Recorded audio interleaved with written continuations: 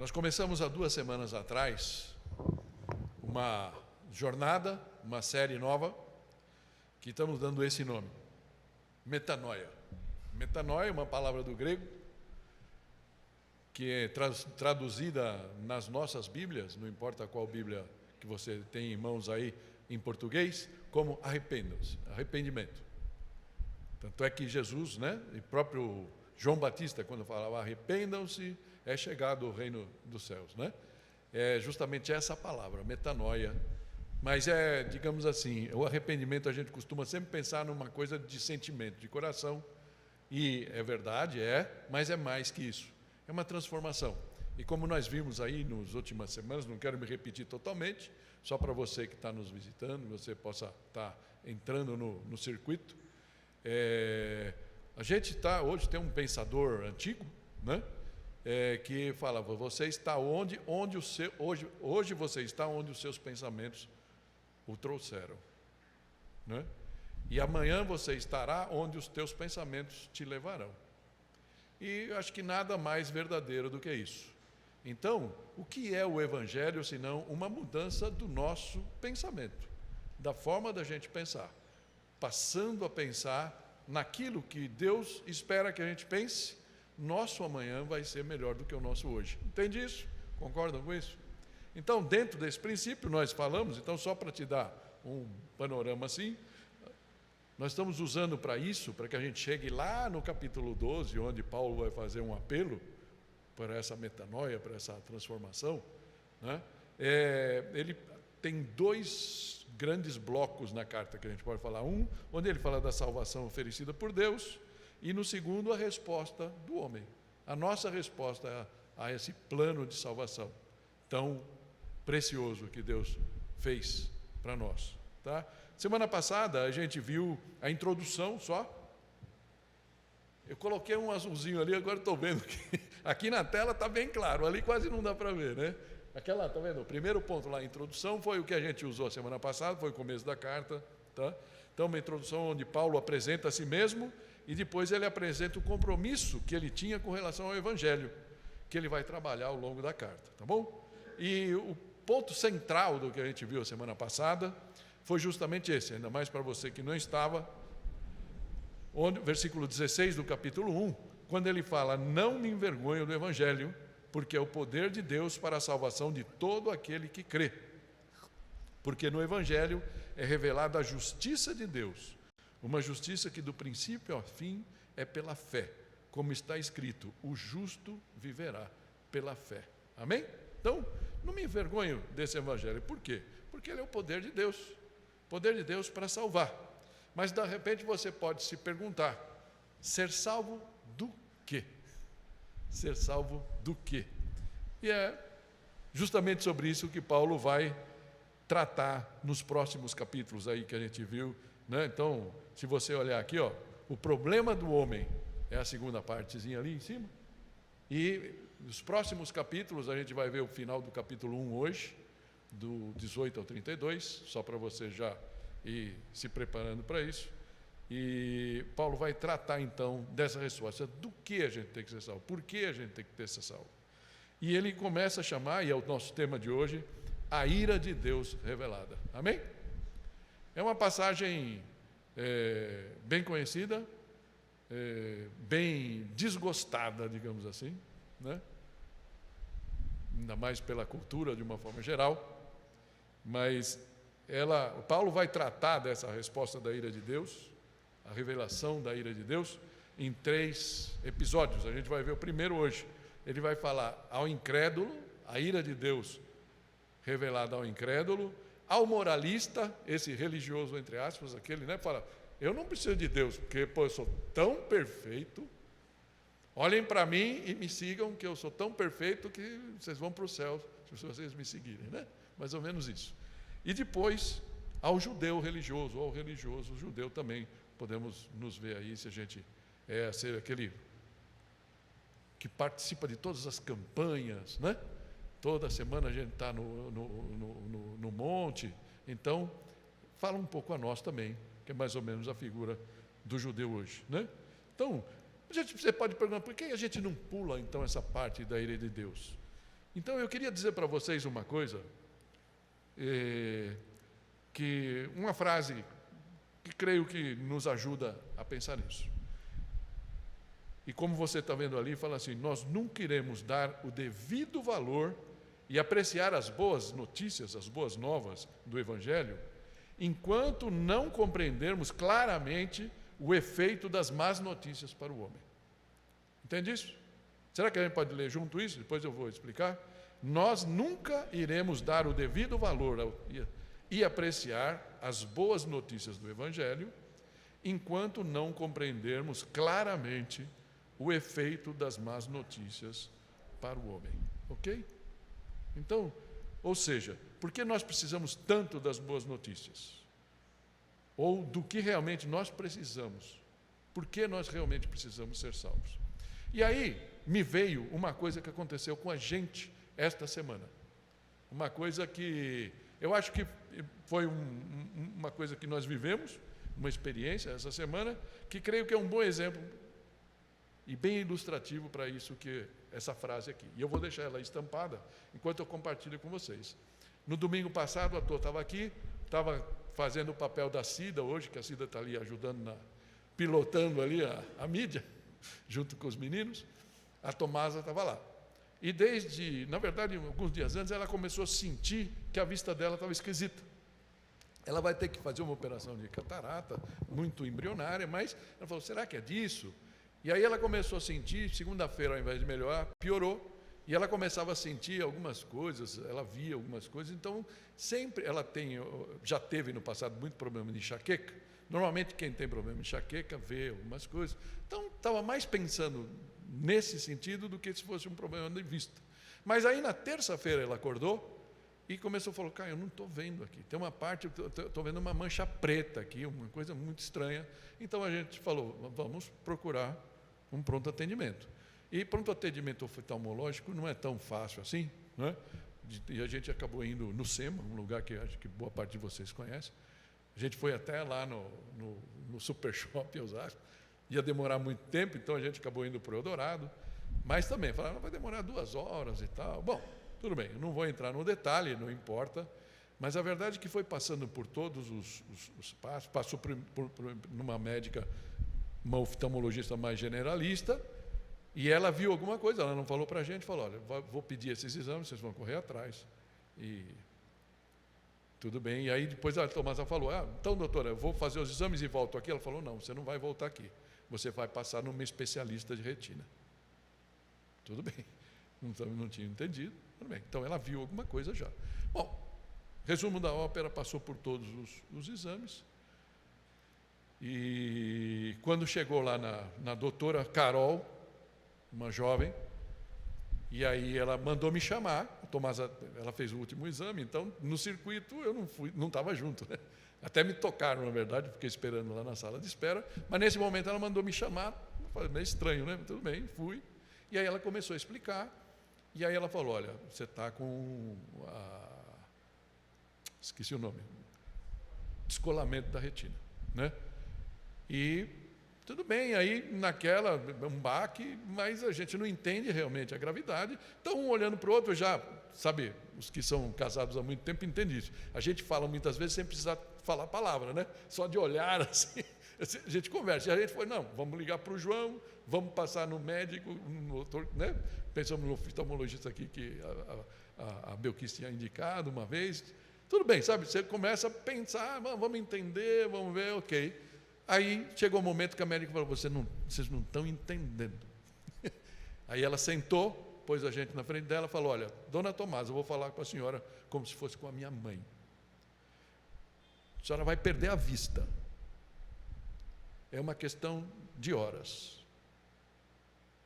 Então, se a senhora fosse minha mãe, eu estou falando com todo o carinho, ia falar: mãe, vamos internar agora. E vamos operar o mais rápido possível. Isso era entre 12:30 e 1h, mais ou menos, a gente com uma fome danada.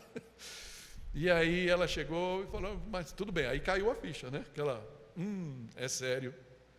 Né? E aí perguntamos para ela: o que a gente faz, como é que é? Ela falou: olha, Vocês têm que estar lá, porque a gente estava aqui no Eldorado, e o local, o centro cirúrgico é lá no Belém, né? Perto da Radial Leste lá. E falou, olha, até as 2h30, se vocês chegarem, vocês conseguem ser internados para operar amanhã cedo. E ele falou, mas o convênio falou, esquece, esse é problema nosso, vai lá. Então, o que a gente fez? Tendo as más notícias, falou assim, ó, tua vista já era, tipo assim, perdeu o mané. Né? Ela não falou dessa forma, mas foi esse o sentido, esse foi o drama. Falou, corram, porque tua vista está perdida. O que vier, tipo assim, o que vier é lucro. Mas ela falou, mas aí tudo bem. Ela falou, estou muito otimista, vai ser não sei o quê. Lógico, é um tecido que se rasga, ele vai, quando juntar, nunca vai colar exatamente, talvez tenha algum tipo de perda, mas eu sou muito otimista que você vai voltar a enxergar. Tal. Então, graças a Deus por isso, deu tudo certo. Depois vou comentar um pouquinho das lutas, mas está feito. Eu falo agora de coração, estou falando por mim, não pela Tô, mas eu acho que ela vai concordar comigo. Qualquer recuperação de vista que ela tenha nesse processo, daqui a um mês, quando voltar a enxergar, nesse momento ela está enxergando quase nada, né? Está doendo, está ruim, por isso ela não está aqui hoje, está indo devagar, o processo é realmente bem complicado, a operação foi grande, né?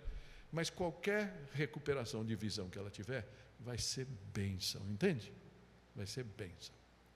Se a gente fizer uma analogia com o Evangelho, é justamente isso. Ou seja, o Evangelho é nosso pecado, nosso proceder, nos levou para a morte eterna. Esse é o diagnóstico. Tipo assim, deu ruim, mané.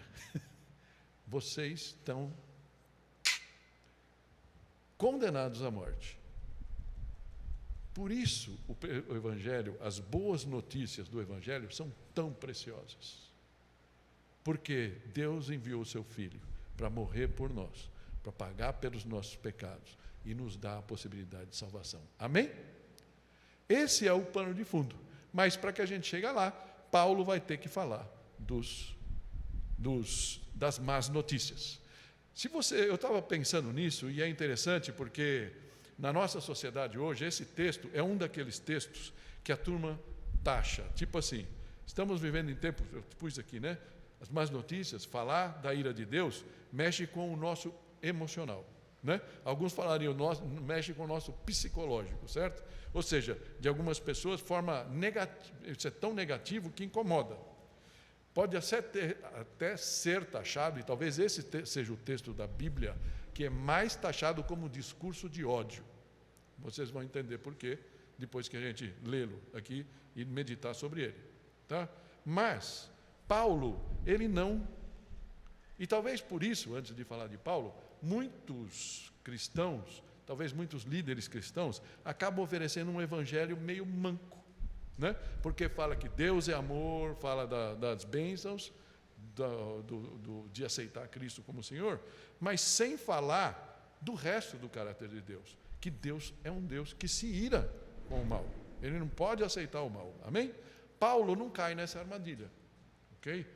Por quê? E ela afirma no versículo 14, que é um dos versículos que a gente viu a semana passada, ele fala assim, ó, versículo 14 do capítulo 1, sou devedor, tanto a gregos como a bárbaros, tanto a sábios como a ignorantes, por isso estou disposto a pregar o evangelho também a vocês. Ele fala, lógico, está falando aos romanos, mas também a nós. Então, Paulo se sentia devedor, ele falava, eu não vou entrar nessa, eu não vou alisar vocês, mais ou menos o que o Vinícius falou, né? Do Theo. Ele não vai alisar o Theo. Sei que todos nós gostamos de um cafuné, mas o evangelho é mais profundo. E por amor, ele fez isso. E eu digo para vocês também, por amor a vocês, por amor a quem for escutar esse vídeo um dia, os poucos que forem, não sei, Deus é quem sabe, que possam pensar nisso. Nós vamos tratar desse tema por amor a vocês. Amém? Então, dentro desse, posto tudo isso, espero que o Senhor possa te dar a perspectiva correta desse texto, o contexto dele, para a gente poder crescer. Amém? Rumo à metanoia. Vamos lá. Versículo 18, capítulo 1. É um texto grande e eu vou ler ele inteiro até o versículo 32. Então, vamos lá.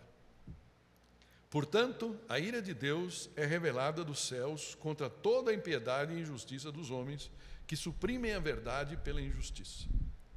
Pois o que de Deus se pode conhecer é manifesto entre eles, porque Deus lhes manifestou. Pois desde a criação do mundo, os atributos invisíveis de Deus, seu eterno poder, a sua natureza divina, têm sido vistos claramente, sendo compreendidos por meio das coisas criadas, de forma que tais homens são indesculpáveis. Aquele homem fala, não conheço a Deus, não creio, né? Não acredito que exista um Deus, são indesculpáveis, é isso que Paulo está falando. Por quê? Tendo conhecido a Deus, não o glorificaram como Deus, nem lhe renderam graças, mas os seus pensamentos tornaram-se fúteis, e o coração insensato deles obscureceu-se. Dizendo-se sábios, tornaram-se loucos. Algumas versões falam tolos. E trocaram a glória do Deus imortal por imagens feitas segundo a semelhança do homem mortal, bem como de pássaros, quadrúpedes e répteis. Por isso, Deus os entregou à impureza sexual, segundo os desejos pecaminosos do seu coração, para a degradação do seu corpo entre si. Trocaram a verdade de Deus pela mentira, e adoraram e serviram as coisas e seres criados em lugar do Criador, que é bendito para sempre. Amém. Por causa disso, Deus os entregou a paixões vergonhosas. Até suas mulheres trocaram suas relações sexuais naturais por outras, contrárias à natureza. Da mesma forma, os homens também abandonaram as relações naturais com as mulheres e se inflamaram de paixão uns pelos outros. Começaram a cometer atos indecentes, homens com homens, e receberam em si mesmos o castigo merecido pela sua perversão. Além do mais, visto que desprezaram o conhecimento de Deus, ele os entregou a uma disposição mental reprovável para praticarem o que não deviam. Tornaram-se cheios de toda sorte de injustiça, maldade, ganância e depravação. Estão cheios de inveja, homicídio, rivalidades, engano e malícia. São bisbilhoteiros, caluniadores, inimigos de Deus, insolentes, arrogantes e presunçosos.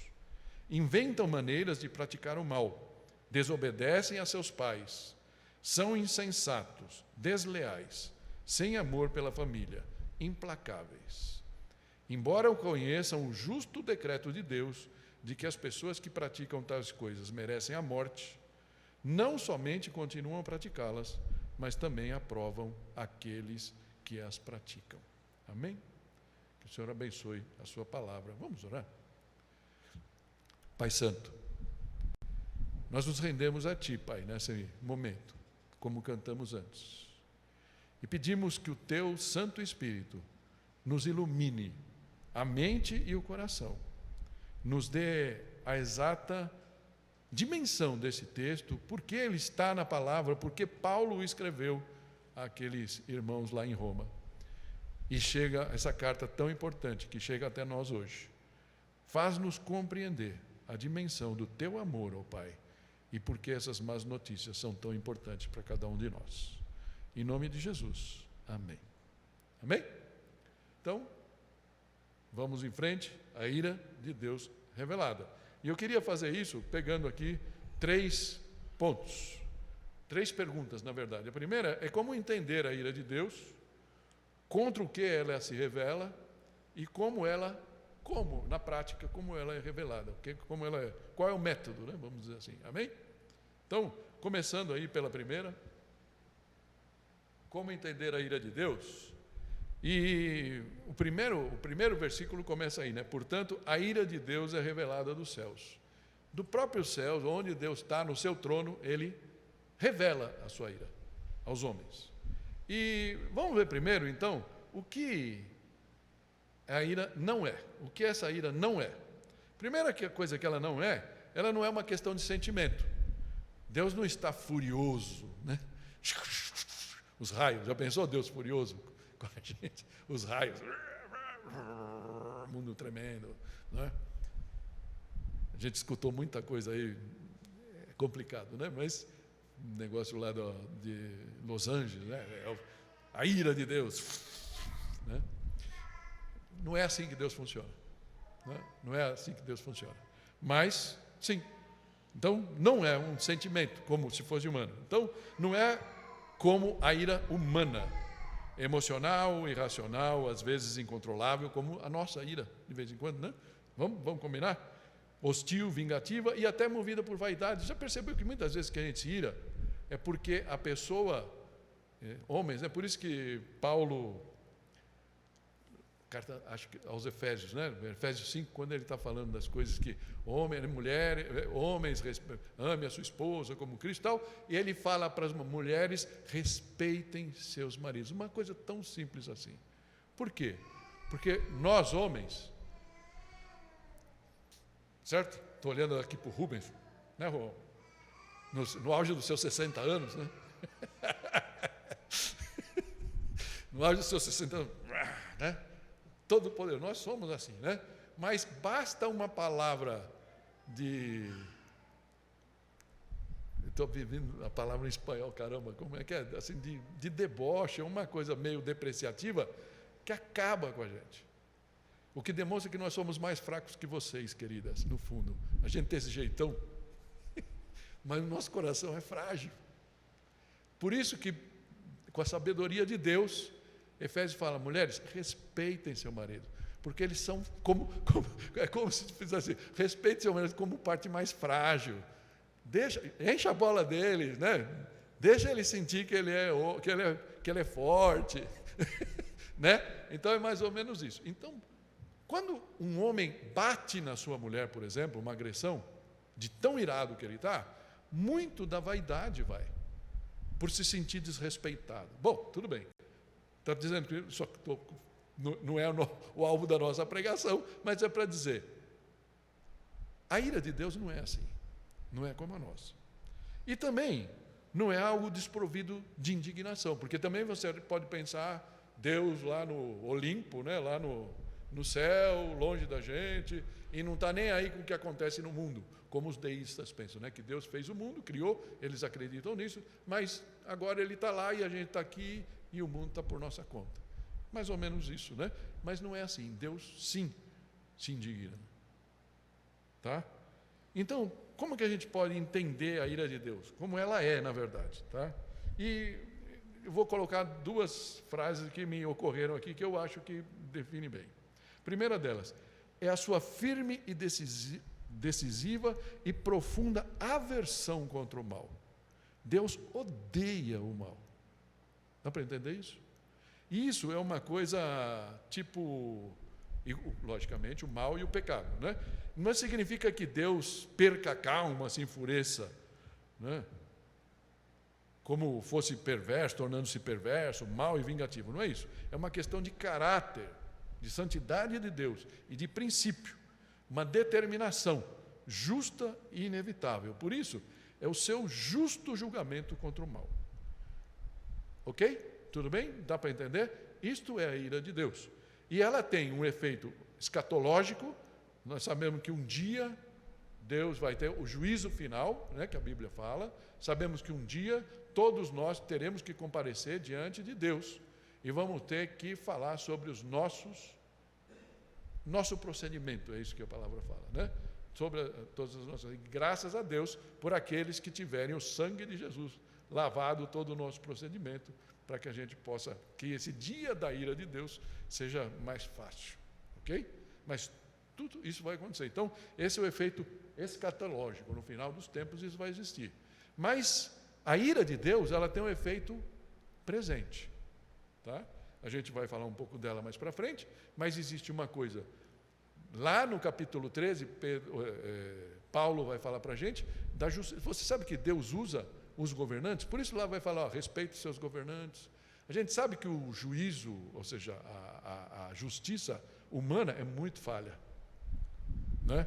Mas mesmo assim Deus usa, e muitas vezes, você sabe, está até difícil, o meu exemplo está quase caindo por terra, infelizmente, que uma pessoa mata a outra, e ela vai ser presa e ela vai pagar pelo seu crime.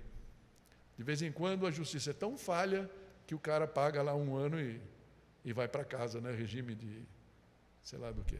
Esse é outro tema. Mas Deus usa isso. Mesmo falhamente, a justiça de Deus, a ira de Deus está sendo revelada aí. E Ele usa as autoridades no mundo para isso. Mas existe um outro tipo de efeito nos nossos dias. Isso nós vamos tratar nos próximos pontos. Amém? Segundo aqui, contra o que ela se revela? E, na verdade, são 3 pontos básicos que a gente vai ver aqui. Ele se revela contra a supressão da verdade, contra a adoração da criatura, das coisas criadas em lugar do Criador, e pela perversão da natureza por motivos impuros. A gente leu disso e vamos analisar aqui. Então, a primeira delas, está ali embaixo, a supressão da verdade. Versículo 18, né? Então, vai falar, portanto, a ira de Deus é revelada nos céus contra toda impiedade e injustiça. Impiedade e injustiça. Interessante, que a impiedade, essa palavra, eu lembro um tempo que a gente estava na Argentina, tudo mais, eles usavam mais essa palavra, o ímpio, né? A gente não usa muito aqui. Mas o que é? A pessoa pia, como Papa Pio, não sei o que, fala porque aquele que é devoto, que digamos assim, subordinado a Deus. Então, impiedade fala da incredulidade do homem, fala da atitude contra Deus. E a injustiça fala do quê? O efeito dessa incredulidade na vida diante das outras pessoas, ou seja, atitude contra os homens. Então, normalmente, a pessoa começa sendo ímpio, não quer saber Deus, ele acaba sendo injusto no seu agir, porque ele não tem parâmetro, né? É isso mais ou menos que Paulo está falando. E que suprimem a verdade pela injustiça. Suprimem a verdade de Deus. Não querem que ela exista. Eu já trouxe várias vezes aqui exemplos de filósofos e tudo mais, e eu vou poupar vocês disso. Mas eu lembro de um filósofo americano que ele falava, tem várias pessoas amigas minhas que se converteram, mas eu não quero que Deus exista. Porque se Deus existir, eu tenho que mudar a minha vida, e eu não quero. Né? Mais ou menos isso. Esse é o conceito que está aqui. Então, é melhor suprimir, tentar deter. Algumas Bíblias falam, detém a palavra de Deus. Tá? Então, não é que eles não acreditam em Deus, mas eles não querem. Então, não é uma questão... Então, você percebeu isso? Algumas vezes, filhos nossos, amigos nossos, parentes nossos, mas eu não creio muito nisso. Se a gente for honesto, algumas vezes nos falta coragem, e não sei, se amor, não sei como falar, de confrontar e falar, você não acredita ou você não quer acreditar? Porque isso faria você ter que mudar. E essa é a verdade. Não é? Ok? E Paulo está falando disso. Suprimem a verdade pela injustiça. E Deus se ira. Interessante que o Stott, né, um dos melhores comentários que existe sobre o livro da carta aos Romanos, ele fala assim, a Escritura ensina claramente que a essência do pecado é a impiedade, a ausência de Deus. Né? Impiedade contra Deus, certo? Então, impiedade, a ausência de Deus. É a tentativa de livrar-se de Deus. E já que isso é impossível, porque você pode falar o resto da sua vida que Deus não existe, mas você sabe que Ele existe. Então, você pode fazer que nem um avestruz, né? Meter a cabeça no buraco, mas Deus está lá. Deus está no seu trono, independente de você crer ou não. Ok? Então, ele fala, a tentativa de livrar-se de Deus, e já que isso é impossível, a decisão de viver como se isso tivesse acontecido. Ou seja, eu disse que Deus não existe e vou viver como se Ele não existisse. Tá? É interessante que o próprio Stott cita Romanos 3,18. Mais alguns domingos a gente vai passar por ele, né? Que fala assim, não há temor de Deus diante dos seus olhos. Infelizmente, muitas vezes a gente vê isso mais perto da gente do que a gente gostaria, não é?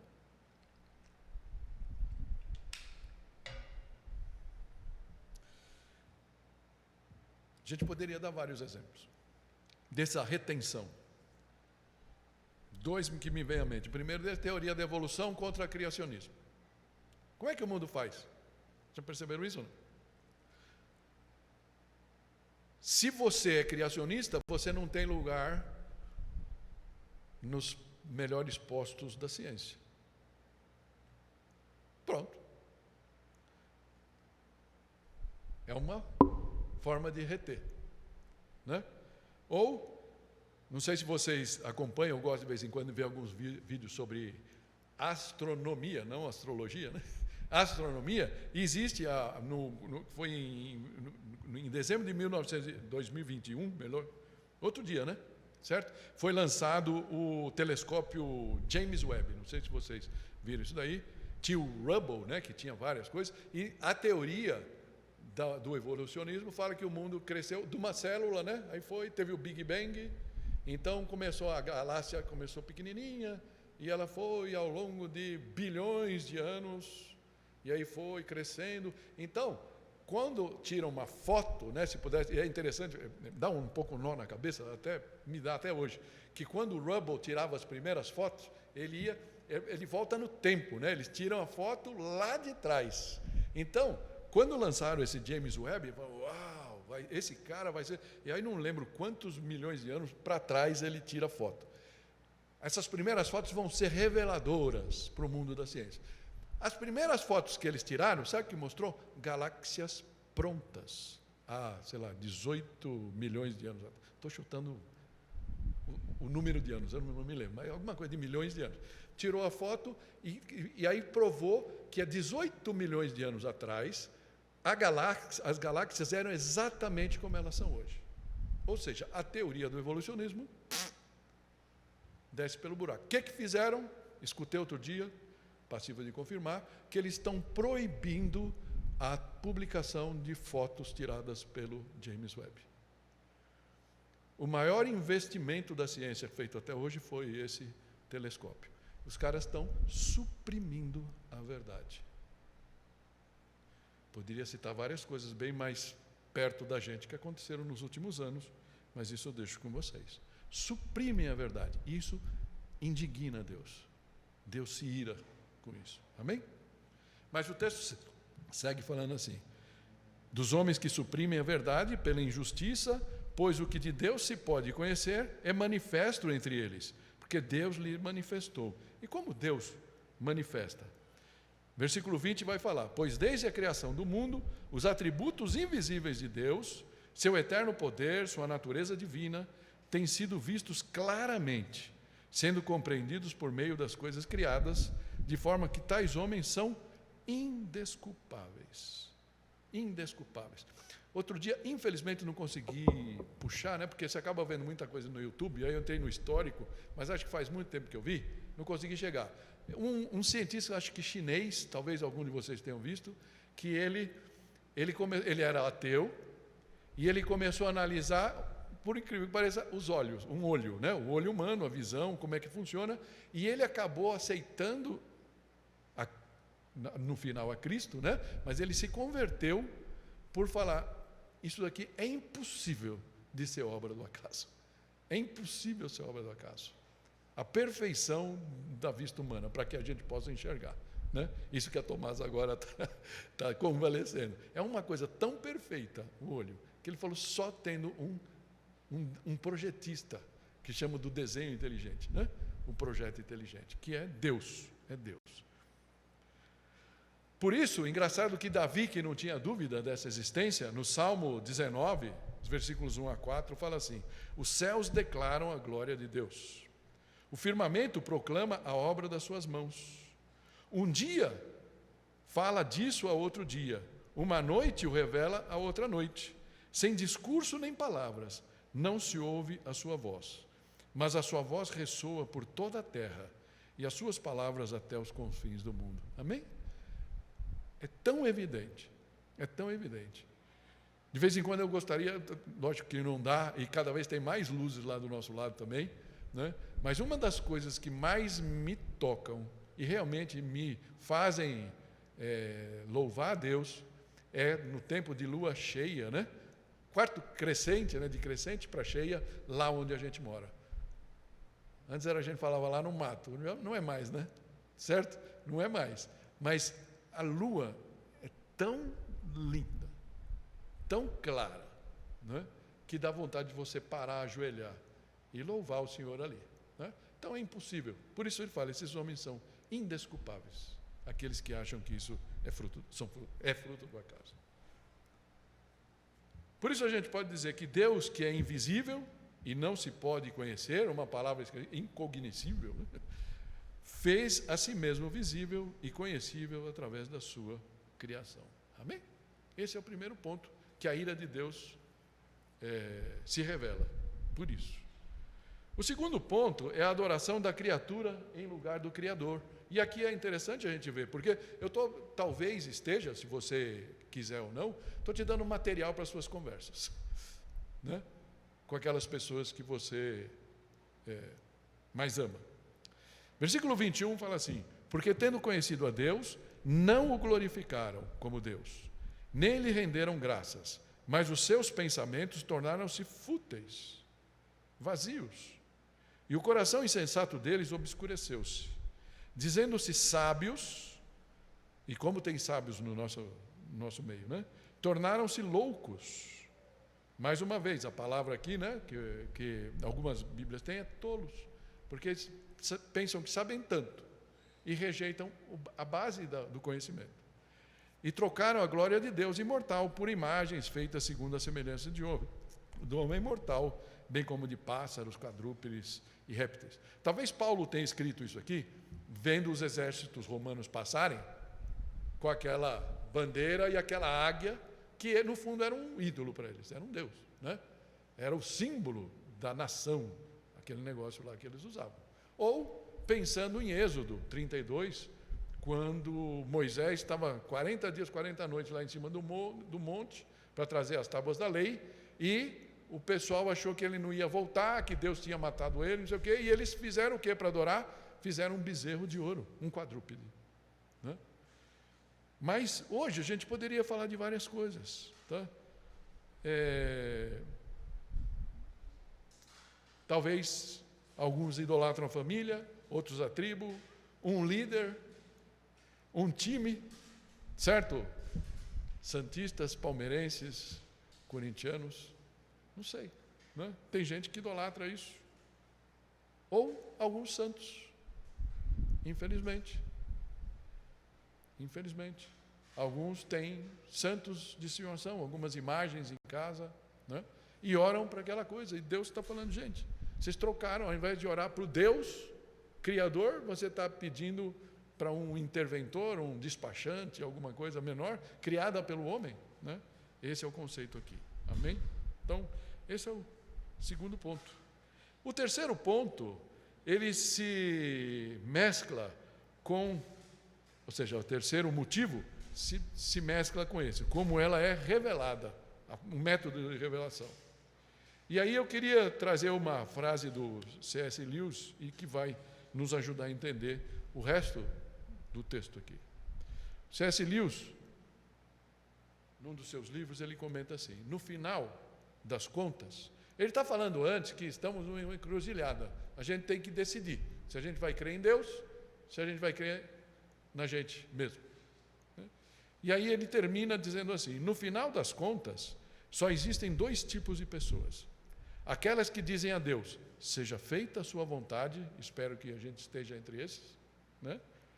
E aqueles a quem Deus vai ter que dizer com pesar, seja feita a sua vontade.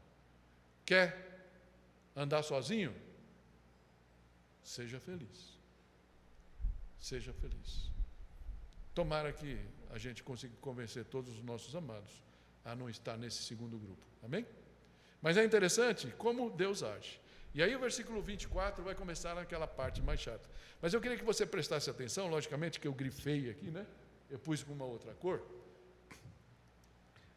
O que Deus está falando? O juízo no presente. Por isso, Deus os entregou. E nós vamos ver 3 vezes essa palavra aqui.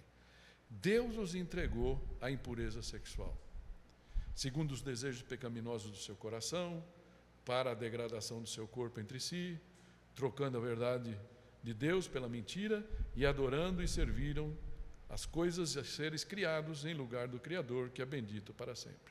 Ou seja, Deus os entregou. É mais ou menos aqui. Vocês querem tanto serem independentes de mim, eu abro mão de vocês. Ouvindo um pastor que eu gosto muito, americano, e ele está em Dallas, e ele fala assim, é duro pensar que esse juízo de Deus, a gente fala, não, os Estados Unidos, não sei o que vai acontecer, porque, que Deus vai mandar o juízo. Ele fala, queridos, Deus já mandou o seu juízo. E Romanos 1 fala disso. Deus os entregou. A tudo isso que está aqui. Deus os entregou. Vai ter mais um. Versículo 26, de novo. Por causa disso, Deus os entregou. E olha, deixa eu aqui fazer um parênteses, vou voltar um pouquinho aqui. Você percebe que aqui está falando de impureza sexual? Não sei se você tem tua Bíblia aí. Estava tentando lembrar do versículo enquanto eu estava sentado ali. E ainda mais Senhor. Mas Hebreus 13, 4, se você puder ver aí, ou no teu celular, ou só escutar, não tem problema.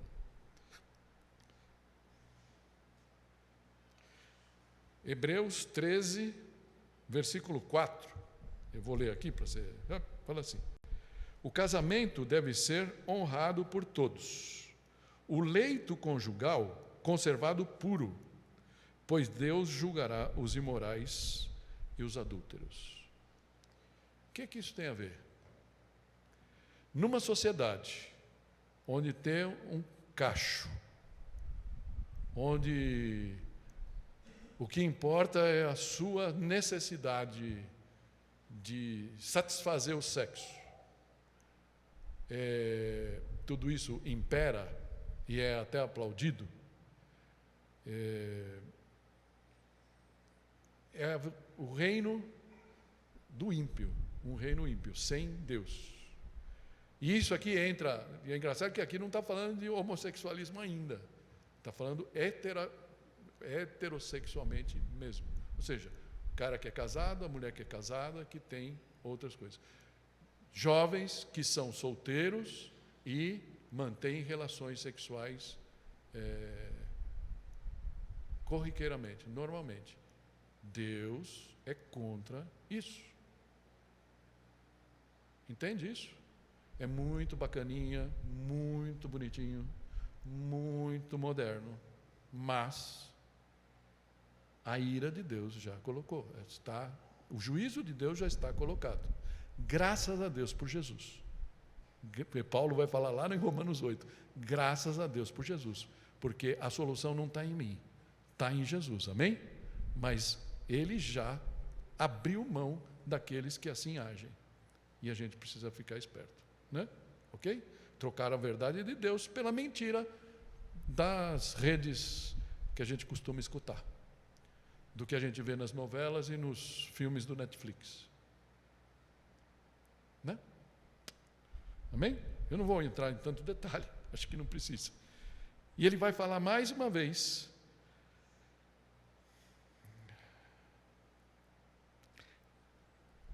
Deixa eu ver o que eu fiz aqui. É que eu voltei, né? Tudo bem? E aqui, gente, precisamos falar homossexualidade. Homossexualidade. E eu vou, para não falar no final, para não esticar mais, eu vou aqui fazer uma pequena aplicação. Já escutei bastante, você provavelmente já escutou, mas eu nasci assim. Eu nasci assim. Mas o que fazer se eu não nasci? Está me fugindo a palavra que se usa, né? Gente, se eu me sinto mais feminino, se eu me sinto mais masculino, se eu tenho essa propensão, Deus me fez assim? Deus não te fez assim. Deus não os fez assim. E outro, se a gente for honesto, não é disso que a Bíblia fala. E a gente nem precisa entrar muito nessa questão. Fala assim, olha, o que a Bíblia fala, que isso é errado. Se a gente for muito honesto, se você for muito honesto com você mesmo, você tem várias propensões. Sim ou não? Não estou falando de homossexualidade. A gente tem várias propensões. Eu, por exemplo, quando era jovem, antes de conhecer a Cristo, eu ia usar uma outra coisa. Agora, uma coisa mais moderna ainda, né, progressista, é eu me percebo, me auto-percebo. Eu me auto-percebo como, só para descontrair um pouco, outro dia vi uma charge, que eu não vou lembrar inteira, mas pelo menos o conceito ficou. 2 caras entrando, estavam correndo nos Estados Unidos, estavam correndo e o guarda pegou, né? Estavam com excesso de velocidade, o cara parou, 2 caras no carro, e aí o guarda parou do lado e falou, olha, documento, de praxe, né? Documento, tal, você estava acima da velocidade, eu vou te multar. Mas você não pode. Aí o passageiro, o carona, né? Sei lá, o companheiro falou para o guarda, você não pode multá-lo. Mas por que você não pode multar? Porque ele se percebe um gato. Aí o guarda parou assim, falou, faz o seguinte, encosta ali e desce do carro. Como, seu guarda, não sei o quê? Vou chamar a Sociedade Protetora dos Animais, porque no regulamento do país, gato não pode dirigir. Então, acabou, né? Então pode se auto-perceber o que você quiser, mas a verdade é que não está no regulamento. Então, infelizmente, essas são as mentiras de quem? Não são de Deus. Né? A gente sabe de onde vem. Só que Deus está falando aqui, eu deixo, pensem o que vocês quiserem. Eu vou estar aqui. É interessante que Deus fala, né? Paulo vai falar lá em Atos 13, que Deus não está longe. Deus não está longe de quem quiser realmente voltar. Mulheres com mulheres, homens com homens. Coisas que Deus não aprova, infelizmente. Então, assim como... Uma coisa que me veio à mente, quando eu era muito jovem, eu me auto-percebia um garanhão. Certo?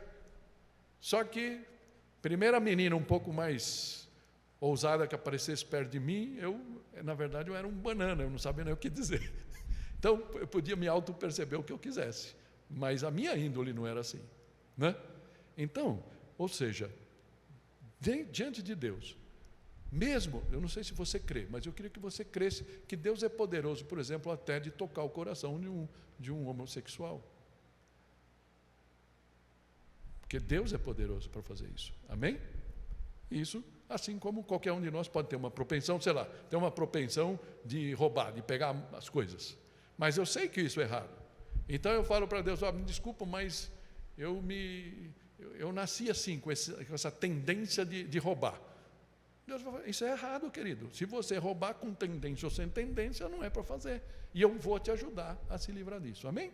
É isso que está aqui. Bom, última citação que Deus faz, ou que Paulo faz, que Deus entregou, a ira de Deus, é no versículo 28, quando ele fala, além do mais, visto que desprezaram o conhecimento de Deus, ele os entregou a uma disposição mental reprovável para praticarem o que não deviam. Tornaram-se cheios de toda sorte de injustiça, maldade, ganância, depravação e toda aquela lista que eu vou poupar vocês de lê-la de novo. A gente já leu no começo. Ok? Deus nos entregou o nosso mundo, tudo que a gente escuta, aquelas brigas homéricas que a gente vê, que a gente acaba tomando partido de um jeito ou de outro, né? Acaba contaminando o nosso coração. Nós precisamos lembrar qual é o nosso norte, a quem a gente deve devoção e lealdade. Amém? Ok? E é interessante que acaba o último versículo desse trecho grande que a gente leu, fala assim, embora conheça o justo decreto de Deus, de que as pessoas que praticam tais coisas merecem a morte, não somente continuam a praticá-las, mas também aprovam aqueles que as praticam. Isso talvez seja o pior. A gente fala, eu não faço isso, mas aí a gente vê um filme, a gente vê uma notícia e no fundo fica aplaudindo aquilo que a gente vê. E no fundo, portanto, a gente está consentindo com aquilo. Tá? É interessante a gente pensar que tudo esse texto mostra assim, embora a nossa sociedade pense muito nisso, mesmo que depois da Segunda Guerra esse conceito caiu um pouco, que o mundo está em evolução. E não estou falando de Darwin aqui, estou falando da sociedade vai evoluindo. Então, que os nossos avós eram piores que a gente, os nossos pais melhores do que os nossos avós e nós somos melhores do que... É isso mesmo. Você sabe que nós estamos numa geração que os filhos estão ganhando menos que os pais pela primeira vez na história? Eles estão mais... é que a palavra que eu ia usar é muito pesada. Eles têm menos cognição, o QI deles está menor. Eles têm mais dificuldade com a leitura, têm mais dificuldade com a matemática do que nós que estudamos no grupo escolar. Eu lembro do meu que falava grupo escolar Godofredo Furtado, entra burro e sai tarado. Essa brincadeira que a gente fazia. Mas eu aprendi lá. E graças a Deus por isso. E de vez em quando a gente vê os nossos jovens tendo menos informação do que a gente tinha naquela época. Então, o que a gente pode dizer? Parece que o mundo, na verdade, e é o que a Bíblia defende, o mundo está numa involução. Porque o mundo sem Deus não tem como progredir. Amém? Por isso eu queria terminar com uma pauta positiva. E eu queria trazer 2 textos finais bem curtinhos, os 2 de João 3. O primeiro de João Batista. E João Batista diz assim, ele dizia, e ele disse naquele texto, quem crê no Filho tem a vida eterna. Amém? Quem aqui crê no Filho? Amém? Você crê no Filho? Amém. Isso é para a vida eterna. Eu posso declarar a você, se você crê no Filho, você tem a vida eterna. Amém? Você vai estar com Jesus. Mas, João Batista deu o outro lado. Fala, já quem rejeita o Filho, não verá a vida, mas a ira de Deus permanece sobre ele. Percebe? Permanece. Não é que virá sobre ele. Já está. A ira de Deus já está sobre aqueles nossos queridos que têm rejeitado a Deus. Para a tristeza do nosso coração e para a emergência, para a urgência, para o sentido de urgência, nós temos que evangelizar os nossos queridos, porque a ira de Deus está sobre eles. E esse texto que a gente leu fala disso, amém? E é interessante que eu falo, mas isso é João Batista. João Batista era maluco, comia grilo, era um bicho grilo da época, né?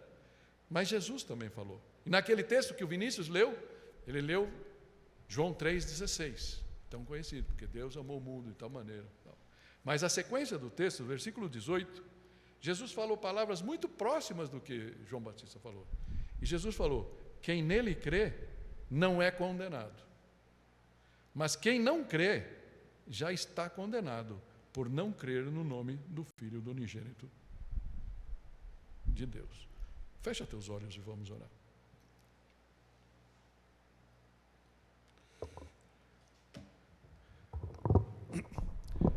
Pai, nós cremos em Ti, Senhor, graças a Deus.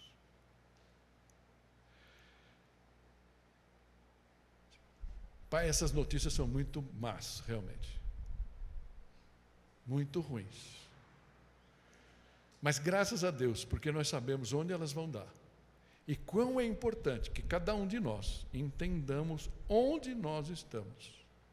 Se nós estamos realmente diante do Seu trono, louvando a Ti, nos rendendo a Ti, tendo a Jesus como nosso Salvador e Senhor, ou se a gente ainda está sob os efeitos da ira de Deus. Pai, se existe alguma coisa em nós que ainda precisa ser mudada, precisa ser colocada diante de Ti, que hoje seja o dia, Pai. Abre o nosso coração. Nós queremos viver essa grande graça que é aceitar e assumir Jesus como nosso grande Salvador e Senhor. Aquele que pagou o preço, nos substituiu no preço, no custo da Tua ira, Deus Altíssimo. Obrigado porque Tua ira não é como a ira humana. O Senhor não manda raios em cima de nenhum dos seres humanos. Mas é importante a gente saber que talvez muitas das pessoas que a gente conhece e ama, o Senhor já